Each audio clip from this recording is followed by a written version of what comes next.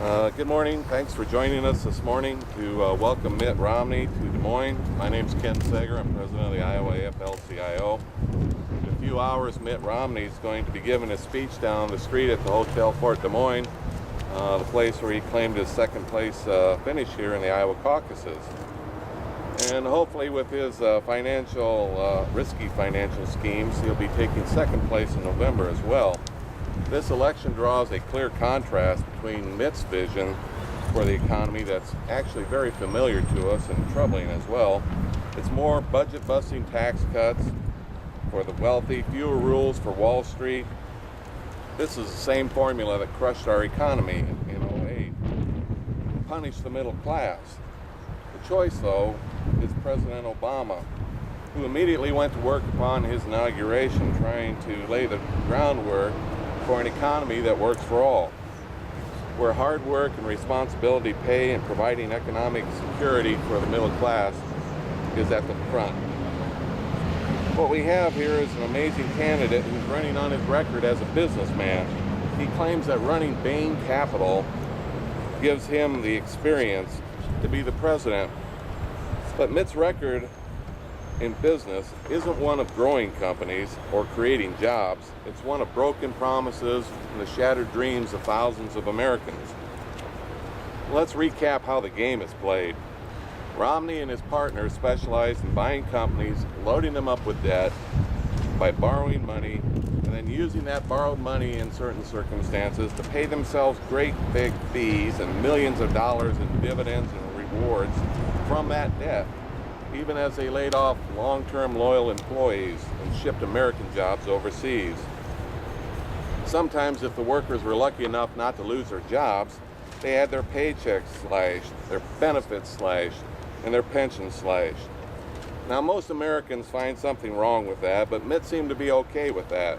As long as he got his paycheck, he didn't seem to have a problem with hurting hard-working middle-class Americans. Now, Mitt tries to explain driving these companies into bankruptcies and costing thousands of workers their jobs by saying that in the real world, there are winners and losers. Now, most Americans live in the real world, not in some isolated 1% gated community, and they know that you don't walk away with millions of dollars for yourself and your partners while you're laying off hardworking Americans. One of Bain Capital partners even conceded that the goal was to create wealth for the investors. But that's not what this is about. This is about whether those values are the ones that we want in our president, especially when you think about his single-minded focus of placing profits before people. What we really need to do is restore the middle class and create some security.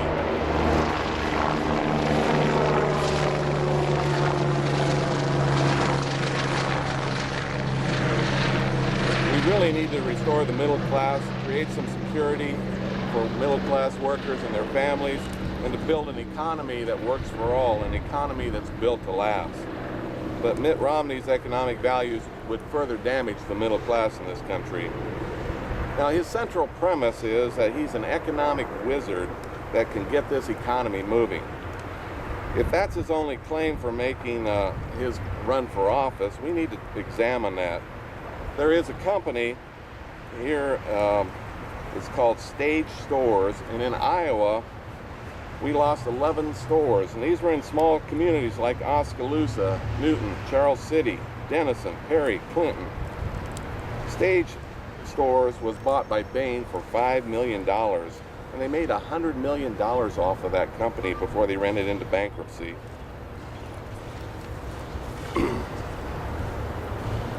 The bankruptcy occurred in 2000, and all these stores were shut down in 2000 and 2002 here in Iowa.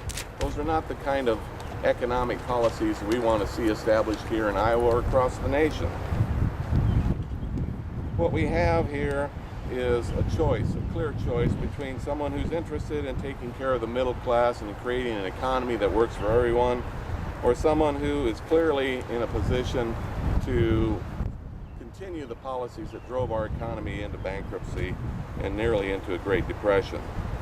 What we do not need to have is a continuation of the failed policies of the past, and we clearly don't need to see Mitt Romney as president of the United States. There's another company that we can cite as an example. It wasn't just the retail industry that Romney's Bain Enterprises destroyed. There's a steel plant not too far down. Okay, well, anybody have any questions here for any of the speakers? The focus of Romney's comments today is going to be about debt and the deficit. Do you have any kind of specific comments to that? Well, I think it's kind of interesting when you think about the debt issue. The point that Gabe brought up earlier about it was standard business practice, so to speak, for Bain Capital to load up the companies with debt in order for them to get their golden parachutes before they kicked the average working Americans out on the street with no job. So it's kind of ironic now he's worried about debt.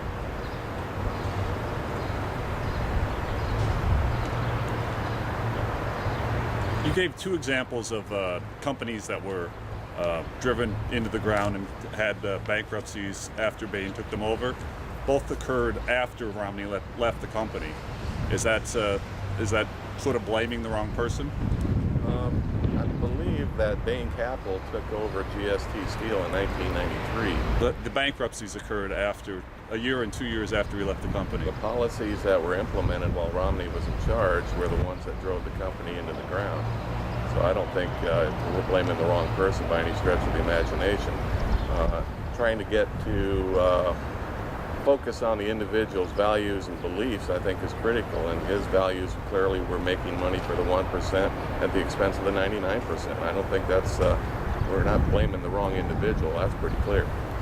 Oh, so Obama came out with a campaign, which a commercial, which had a lot of the same arguments in it. And one of Obama ex-workers said, well, it's sort of disingenuous because that company was founded to make money, whereas running a country is very different. So it's sort of comparing apples and oranges. How do you respond to that criticism? Well, I tell you what, it's pretty hard to make a comparison that GST Steel and the United States of America are exactly the same. We're not making that argument. What we're saying here is that the values that Romney has throughout his life shown are the ones that are at his core. You know, the incident with the kid when he was in high school. Oh, geez, you know, sorry, I led a pack of people and picked on this one kid. Okay, yeah, granted, he's different. He's changed now. Now he led a pack of wolves that went in and fed up on the communities and took jobs away. There's no fundamental difference in my mind.